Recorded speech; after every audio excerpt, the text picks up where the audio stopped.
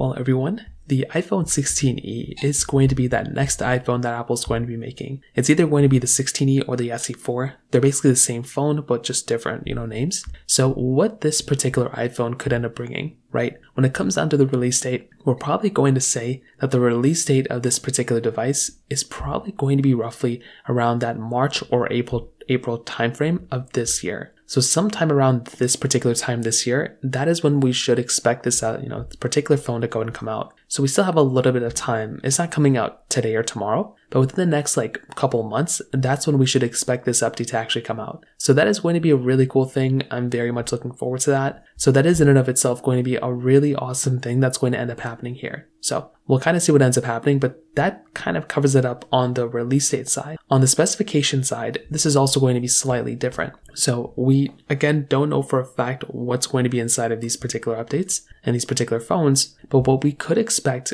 within this particular device, we could probably see the iPhone SE, 4th generation or iPhone 16e, whatever it's going to be called. We could expect this particular iPhone to go ahead and give us some sort of Apple A17 Pro chip or Apple A18 chipset, some sort of chipset like that, right? I could totally see that happening. If it's going to be a 16e, I have a hard time believing that Apple would put the same display that they have inside of the iPhone 16s inside of this phone. So maybe it would be either a smaller display or it'd be a not as nice display. Maybe it could be the same 6.1 inch display. Maybe it would have a notch. Not really too sure what they're going to do there, but it's probably going to have that Apple A18 chip with 8 gigabytes of RAM because they're going to put Apple Intelligence in it. So they want to go ahead and make sure that that type of device does support that type of hardware and software. So that's basically what Apple's going to have to kind of do here is they're going to have to just kind of throw in these types of features, that type of performance and everything. And that's kind of where we're at when it kind of comes down to it. Now, on top of that, another very big thing to keep in mind here too is that with these types of devices, the